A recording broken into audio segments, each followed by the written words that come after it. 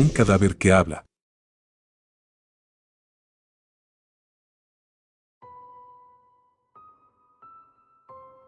Mi nombre es Lucas y llevo trabajando como embalsamador en una funeraria desde hace más de 15 años. Es un trabajo que requiere estómago, paciencia y una buena dosis de desapego emocional. A lo largo de los años, he aprendido a lidiar con la muerte en todas sus formas, desde accidentes trágicos hasta fallecimientos naturales. Sin embargo, lo que me ocurrió hace unos meses es algo que nunca podré olvidar y que aún me atormenta. Era una noche fría de otoño. El viento aullaba afuera, sacudiendo las ventanas del viejo edificio de la funeraria. Había recibido el cuerpo de una joven mujer llamada Elena García.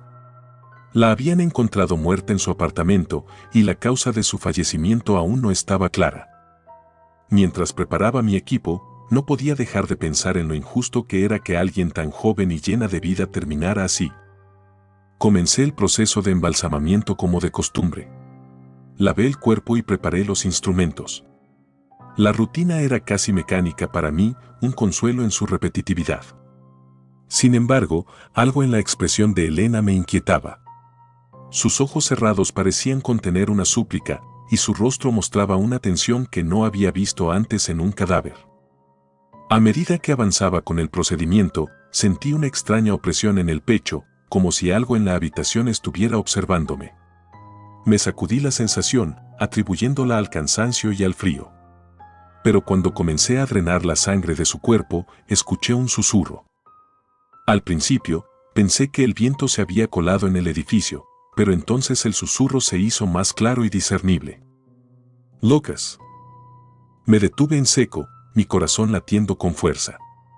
Miré alrededor, esperando ver a alguien más en la habitación, pero estaba solo.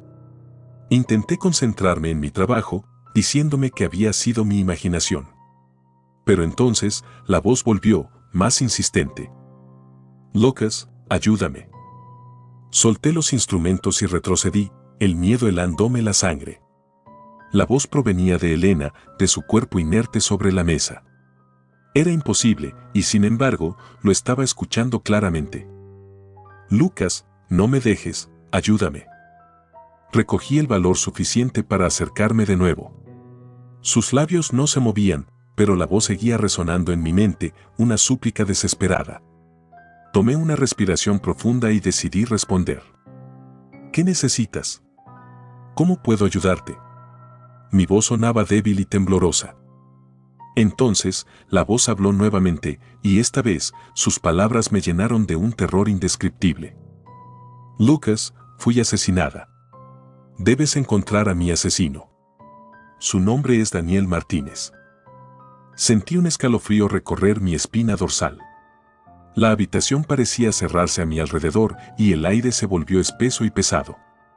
Miré el rostro de Elena, esperando que hubiera alguna señal de vida, pero seguía tan inmóvil como antes.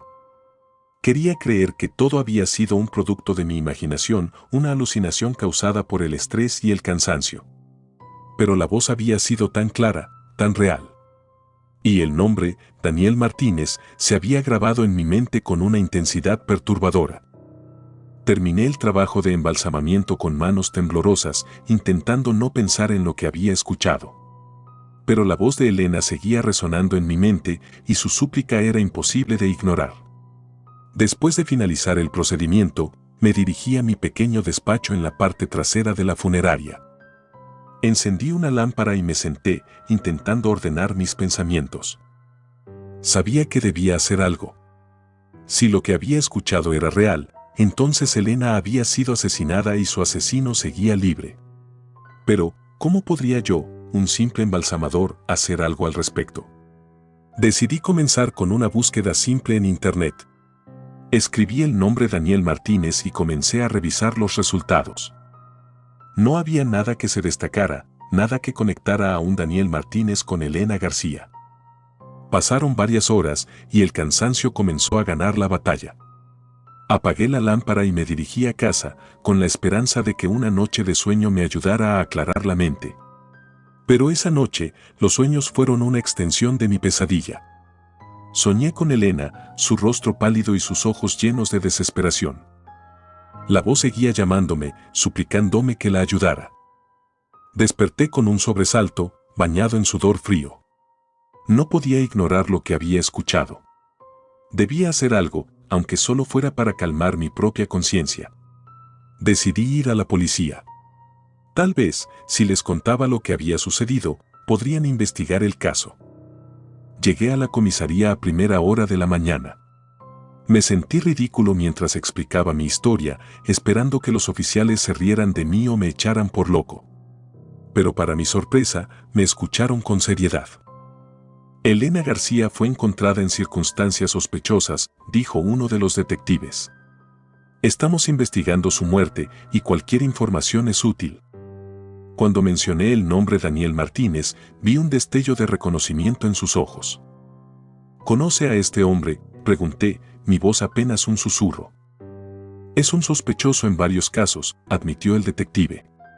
Pero nunca hemos tenido pruebas suficientes para arrestarlo. Sentí una mezcla de alivio y terror. Mi experiencia no había sido una alucinación. Elena realmente había hablado conmigo desde el más allá y su asesino seguía libre. Los detectives prometieron investigar más a fondo, pero yo sabía que debía hacer algo más. No podía dejar que la muerte de Elena quedara sin justicia. Comencé a investigar por mi cuenta, utilizando cada momento libre para buscar información sobre Daniel Martínez. Descubrí que era un hombre de negocios con una fachada respetable, pero había rumores oscuros sobre sus actividades. Tenía una red de influencias y conexiones que lo hacían prácticamente intocable. Unos días después, mientras revisaba documentos en la funeraria, encontré una carta entre las pertenencias de Elena. Era una nota escrita a mano, llena de temor y desesperación. Mencionaba a Daniel y sus amenazas, y cómo temía por su vida. Tomé la carta como evidencia y la llevé a la policía, esperando que pudiera ser el último empujón que necesitaban para actuar. Los días siguientes fueron un torbellino de emociones. La policía arrestó a Daniel Martínez y el caso se hizo público. Los medios de comunicación se hicieron eco de la historia y la presión aumentó sobre el sistema judicial para asegurarse de que se hiciera justicia. Mientras tanto, yo seguía siendo atormentado por las visiones y susurros de Elena. Aunque su asesino había sido arrestado, su voz seguía llamándome como si aún no estuviera en paz. Una noche, mientras estaba en mi despacho, escuché nuevamente la voz de Elena. Esta vez, no había desesperación, sino una calma inquietante. Gracias, Lucas, susurró. Gracias por ayudarme. Pero aún no ha terminado. Antes de que pudiera preguntar qué quería decir, la voz desapareció y la habitación quedó en un silencio sepulcral. Sentí una extraña mezcla de alivio y temor. Había hecho todo lo que podía para ayudarla, pero algo me decía que la oscuridad que rodeaba su muerte no se había desvanecido por completo. Las semanas siguientes fueron tranquilas. La vida comenzó a volver a la normalidad y la voz de Elena ya no me atormentaba. Pero una noche, mientras cerraba la funeraria, vi una figura al final del pasillo. Era Elena, su rostro tranquilo pero con una mirada de advertencia. Lucas, dijo suavemente. La oscuridad no se ha ido. Tienes que estar alerta. Desapareció antes de que pudiera responder y me quedé solo en la penumbra, sintiendo que una nueva sombra se cernía sobre mí. Aunque Daniel Martínez estaba tras las rejas, sabía que las fuerzas oscuras que había desatado aún no habían sido completamente contenidas. El temor de lo desconocido se había convertido en una constante en mi vida. Sabía que había más en juego de lo que podía ver y que la lucha contra la oscuridad estaba lejos de haber terminado. La voz de Elena me había guiado hasta aquí, pero ahora debía encontrar mi propio camino para enfrentar lo que venía. Esa noche, al cerrar los ojos, supe que mi vida nunca volvería a ser la misma. Había mirado a los ojos de la muerte y había sentido el frío aliento de lo sobrenatural. Ahora, solo podía esperar que mi fortaleza fuera suficiente para enfrentar los horrores que aún estaban por venir.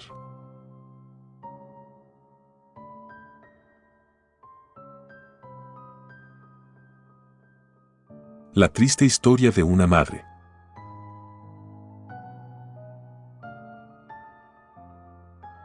Mi nombre es Javier y llevo trabajando como embalsamador en una funeraria durante los últimos 10 años.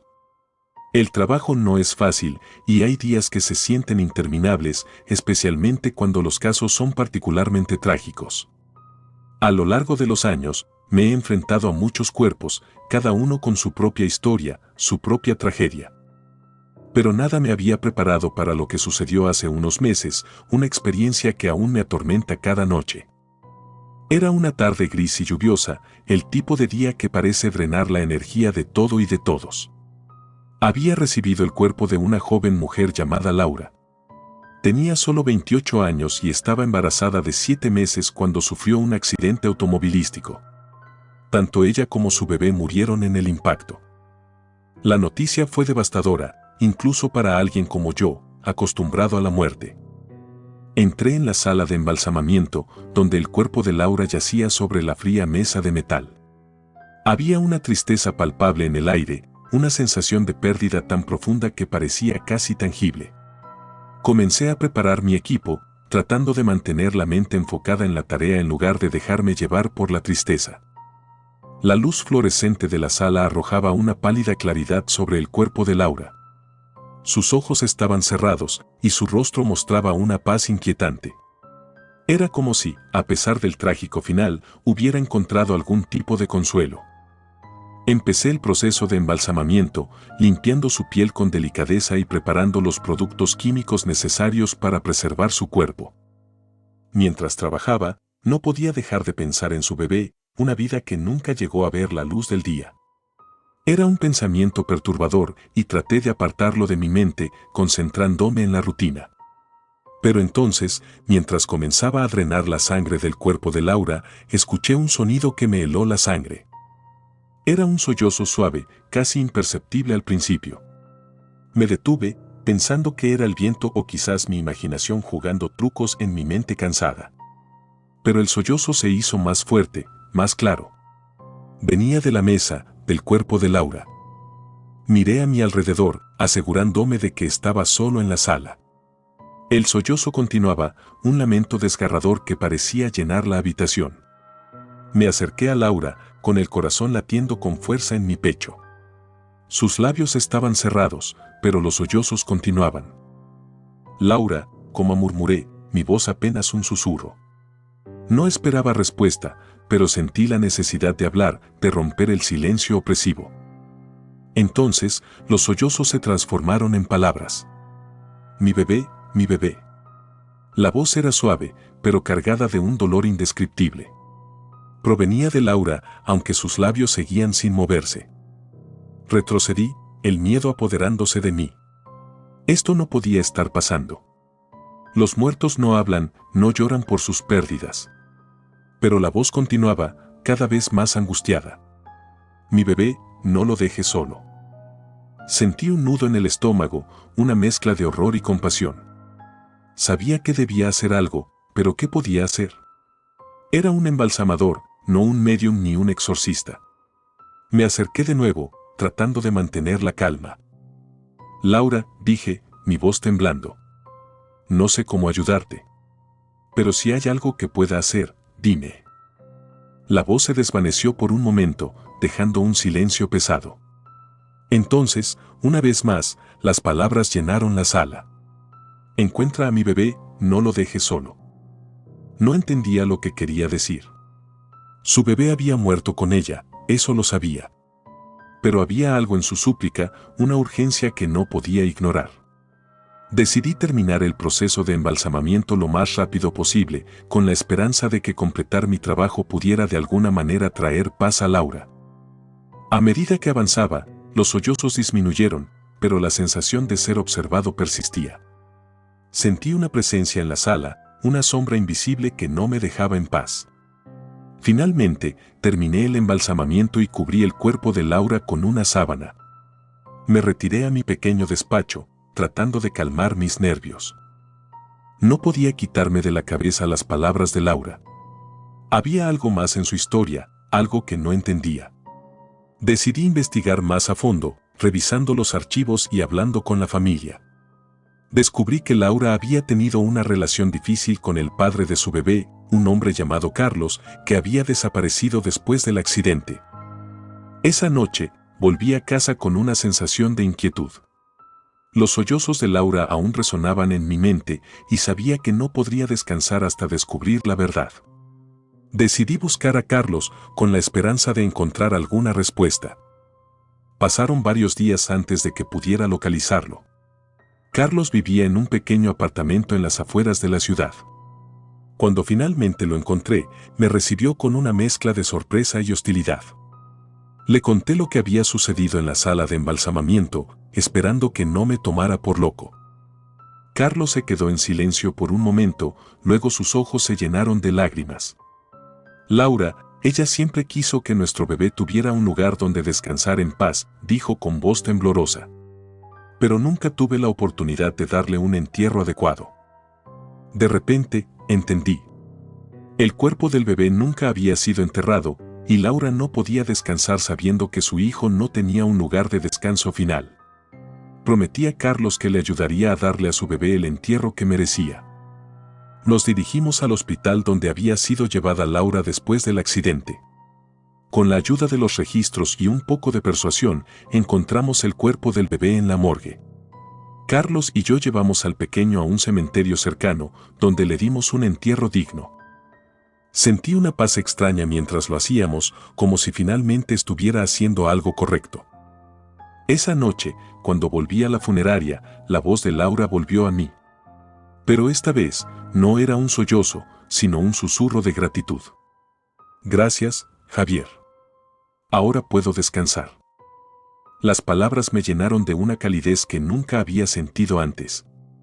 Sabía que había hecho lo correcto, y aunque el horror de esos días nunca se desvanecería por completo, había encontrado un propósito en el dolor. A medida que los días se convertían en semanas, la vida volvió a una apariencia de normalidad. Pero sabía que nunca volvería a ser el mismo. Había mirado al abismo de la muerte y había escuchado el lamento de los que habían quedado atrapados en su sombra. Ahora, mi trabajo tenía un nuevo significado, una nueva profundidad. La historia de Laura y su bebé me enseñó que la muerte no siempre es el final.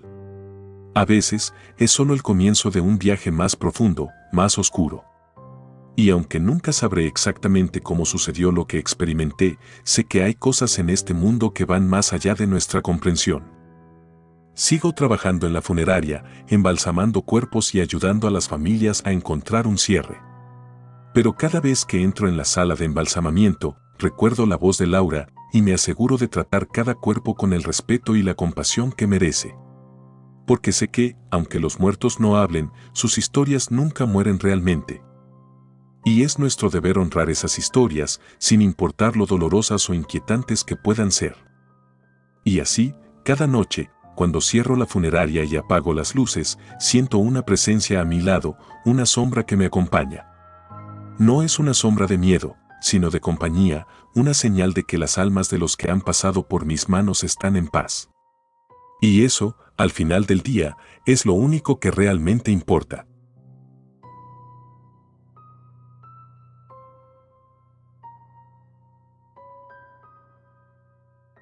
La novia del desierto.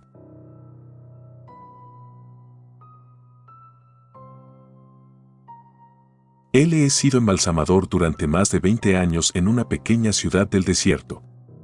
Mi trabajo es rutinario, aunque a veces sombrío. Mi laboratorio es un lugar de paz y silencio, un refugio del bullicio y la agitación del mundo exterior. Sin embargo, hubo un día en mi carrera que cambió todo, un día que todavía me atormenta y que nunca podré olvidar. Esta es la historia de la novia del desierto. Era una tarde calurosa de junio cuando recibí la llamada. Una joven mujer, María, había fallecido repentinamente la noche antes de su boda. Su prometido, Ricardo, estaba devastado y su familia quería asegurarse de que luciera hermosa en su último adiós. El cuerpo fue trasladado a mi laboratorio al caer la tarde. Cuando abrí el ataúd, me encontré con una escena desgarradora. María, aún vestida con su vestido de novia, yacía inmóvil, su rostro una mezcla de paz y tristeza. María era una joven hermosa, con largos cabellos oscuros y rasgos delicados. Su vestido de novia, blanco como la nieve, contrastaba con la aridez y el calor del desierto. Había algo extraño en ella, su piel no mostraba signos de descomposición, a pesar de haber pasado horas en el calor del desierto. Era como si el tiempo se hubiera detenido en el momento de su muerte. Mientras comenzaba el proceso de embalsamamiento, noté que el cuerpo estaba inusualmente frío, casi helado al tacto, algo completamente anómalo dado el calor abrasador de nuestra región. Sin embargo, decidí no darle demasiada importancia. Mi tarea era preparar a María para su último viaje, y eso fue lo que hice. Las horas pasaron lentamente en el silencio de mi laboratorio. Mientras trabajaba, sentí una extraña sensación, una especie de presencia en la habitación. Era como si alguien estuviera observándome. Me giré varias veces, pero no había nadie. Atribuí mi nerviosismo al cansancio y al calor y seguí con mi trabajo. Esa noche, después de haber terminado mi labor y haber dejado a María en su ataúd, regresé a casa. Sin embargo, no pude dormir. Cerré los ojos y vi su rostro, sus ojos cerrados, su expresión de calma inquietante. Me levanté varias veces para tomar agua y tratar de despejar mi mente, pero fue inútil. Finalmente, me rendí y decidí regresar al laboratorio para asegurarme de que todo estaba en orden. Cuando llegué, noté algo extraño, la puerta del laboratorio estaba entreabierta. Juraría que la había cerrado con llave. Entré cautelosamente, con el corazón latiéndome en los oídos. El laboratorio estaba oscuro, solo iluminado por la tenue luz de la luna que se filtraba por las ventanas. Al encender la luz, me encontré con una escena que heló mi sangre. El ataúd de María estaba abierto y su cuerpo no estaba allí. Sentí un pánico que nunca antes había experimentado. ¿Qué demonios estaba pasando? Comencé a buscar frenéticamente por todo el laboratorio, aunque sabía que era inútil. El cuerpo no podía simplemente desaparecer. Entonces, lo escuché, un susurro suave, apenas audible, que parecía provenir de todas partes y de ninguna a la vez. Juan. El susurro de mi nombre resonó en mis oídos, y giré sobre mis talones, buscando la fuente del sonido. No había nadie allí. La habitación estaba vacía, pero el susurro continuaba, más fuerte esta vez. Juan, ayúdame. Mi corazón latía con fuerza y el sudor frío cubría mi frente. Entonces, la vi. María estaba de pie en la esquina de la habitación, su vestido blanco brillando a la luz de la luna. Sus ojos estaban abiertos ahora, y me miraban con una expresión de profunda tristeza. María. Susurré, incapaz de moverme. ¿Qué está pasando? Ella no respondió, solo extendió una mano hacia mí, sus ojos suplicantes. Sentí una extraña mezcla de terror y compasión. No podía entender lo que estaba viendo, pero sabía que necesitaba hacer algo. Me acerqué a ella, mi mano temblando mientras intentaba tocar la suya.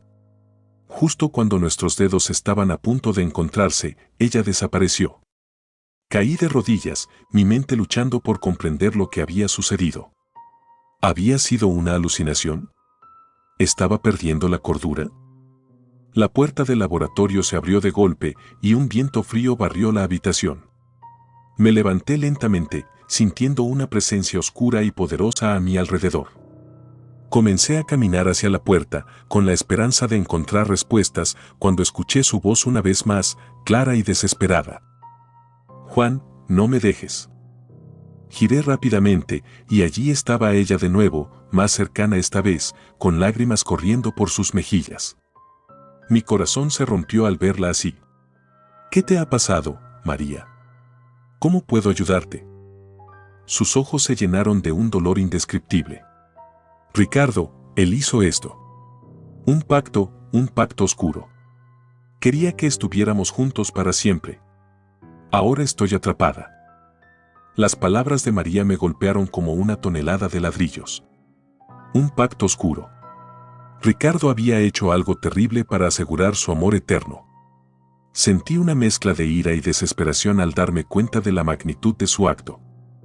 ¿Cómo puedo liberarte?, pregunté, con la voz rota. Ella me miró con una intensidad que nunca olvidaré. Encuentra el amuleto. Destrúyelo. solo así podré descansar. Antes de que pudiera decir algo más, desapareció una vez más, dejándome solo en la fría oscuridad del laboratorio. Sabía lo que tenía que hacer. Tenía que encontrar ese amuleto y destruirlo, sin importar el costo. Pasé los siguientes días investigando sobre pactos oscuros y amuletos. Hablé con personas que preferirían no haber conocido, me sumergí en libros antiguos y perturbadores, y poco a poco fui armando el rompecabezas. Supe que el amuleto era una joya que Ricardo había llevado consigo el día de la boda. Un colgante que, según los rumores, contenía un poder oscuro y antiguo. Decidí confrontar a Ricardo. Su dolor por la pérdida de María había sido evidente, pero ahora veía su desesperación bajo una nueva luz. Fui a su casa una noche, armado con el conocimiento que había adquirido y una determinación férrea. Cuando Ricardo abrió la puerta y vio mi rostro, su expresión cambió de sorpresa a temor. «Juan, ¿qué haces aquí?» «No tengo tiempo para explicaciones largas», dije, mi voz tensa. «Sé lo que hiciste, Ricardo. Sé sobre el pacto y el amuleto. Tienes que darme esa joya, o María nunca encontrará paz». Sus ojos se abrieron de par en par y pude ver la culpa y el terror en su mirada.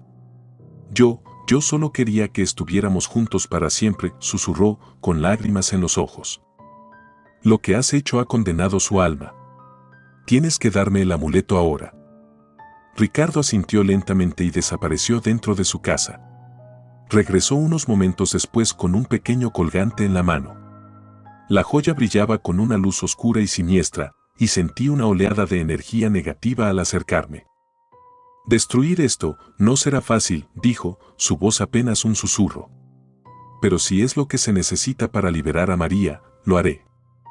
Tomé el amuleto con cuidado, sintiendo el peso de su poder maligno. «Voy a necesitar tu ayuda, Ricardo. No puedo hacer esto solo».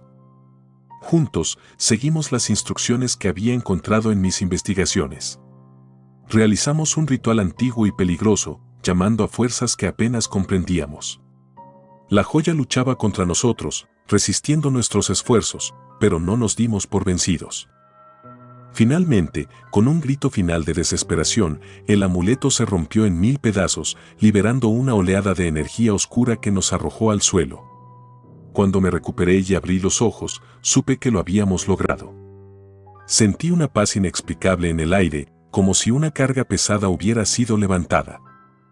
Esa noche, María apareció ante mí una última vez. Su rostro estaba lleno de gratitud y alivio. «Gracias, Juan», susurró, su voz suave y llena de paz. «Por fin puedo descansar». La vi desvanecerse lentamente, su espíritu finalmente libre. Me quedé allí, en la oscuridad, sintiendo una mezcla de alivio y tristeza. Ricardo, por su parte, quedó profundamente afectado por lo que había hecho. Sabía que nunca podría perdonarse por el dolor que había causado. Se alejó de la ciudad poco después, buscando redención en algún lugar lejano. Yo seguí con mi vida, pero nunca pude olvidar esa experiencia. María me había enseñado que el amor y el dolor pueden llevar a extremos insospechados, y que las consecuencias de nuestras acciones pueden ser mucho más profundas de lo que imaginamos. Cada vez que embalsamo un cuerpo, pienso en María y en su trágica historia.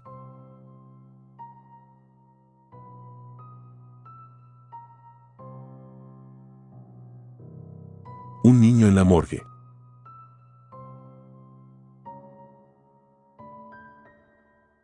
Llevo trabajando como embalsamador durante los últimos 15 años. Mi trabajo me ha llevado a enfrentarme con la muerte de maneras que la mayoría de las personas ni siquiera pueden imaginar.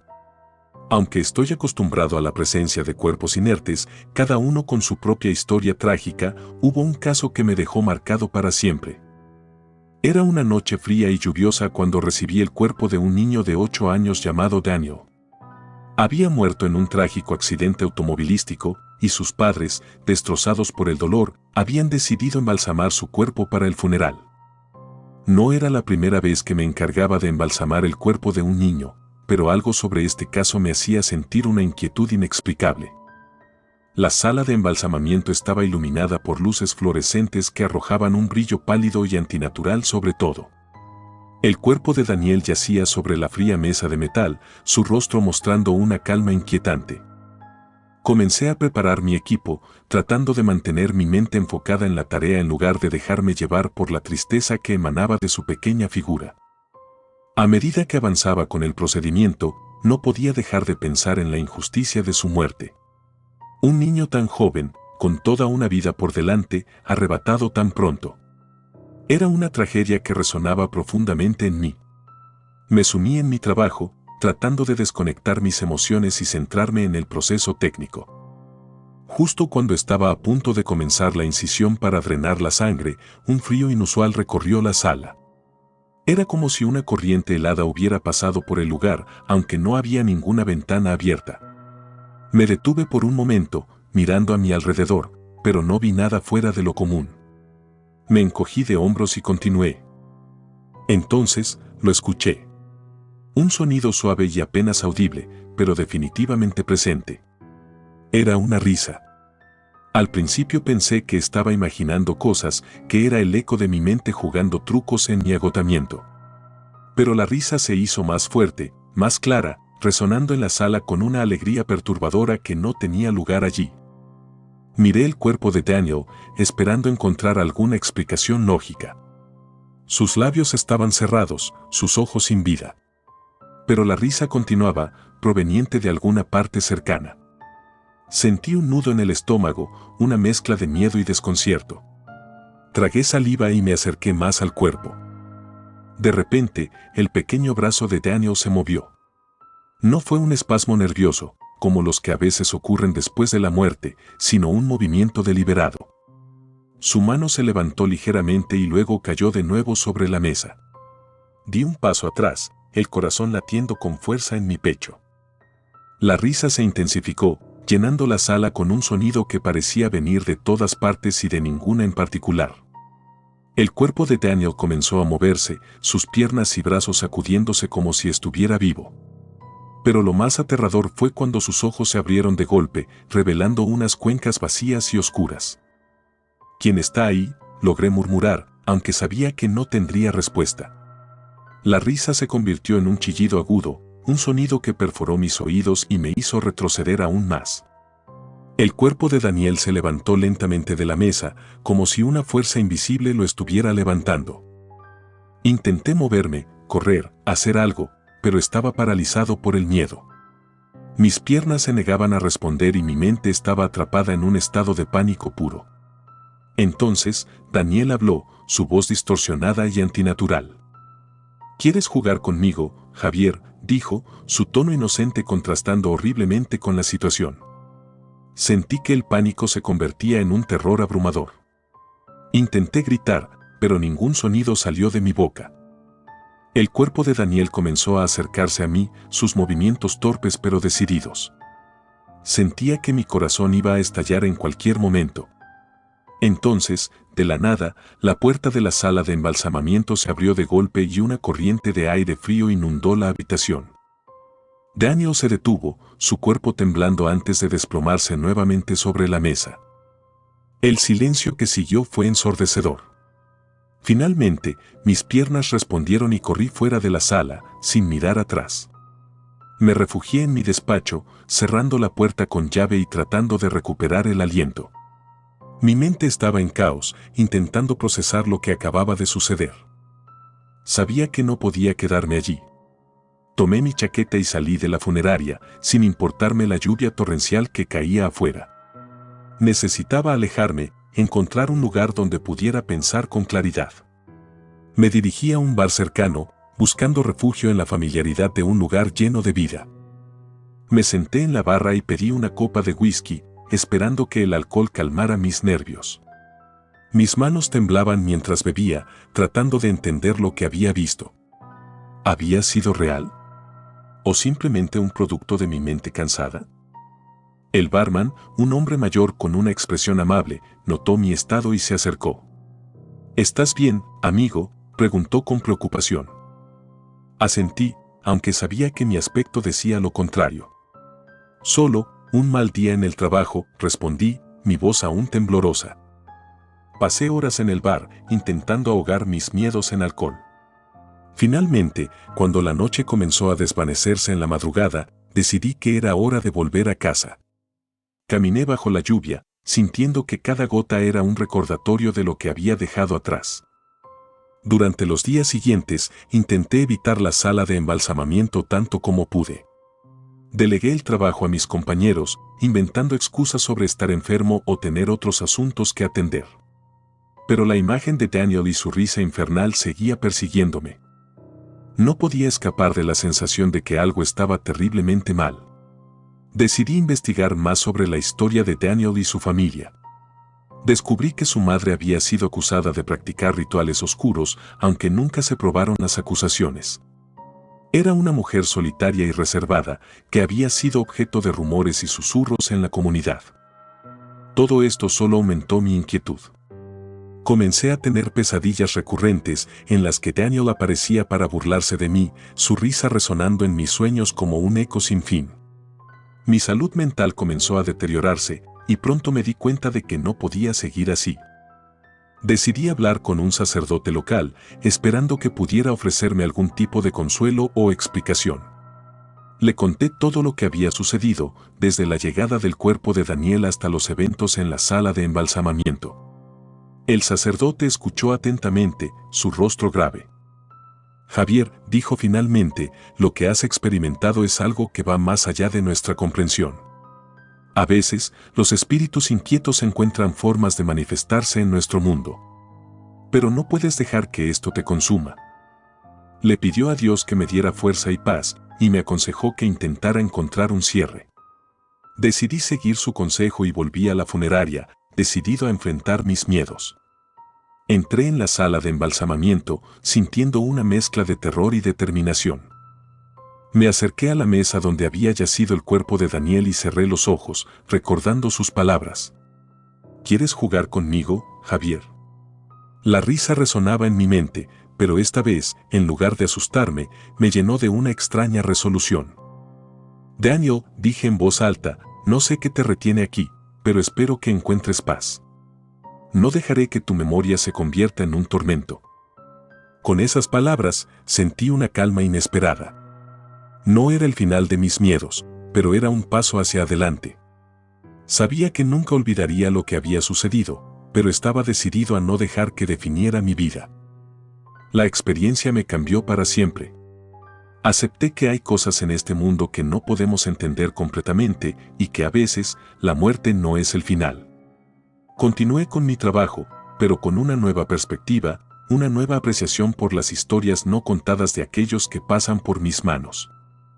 Y aunque todavía tengo noches en las que la risa de Daniel invade mis sueños, he aprendido a encontrar fuerza en la fragilidad de la vida.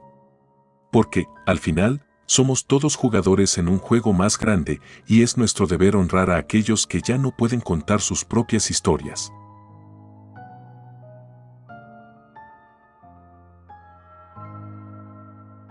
Gracias por tomarse el tiempo de escuchar nuestros relatos de terror, espero y haya sido de su agrado.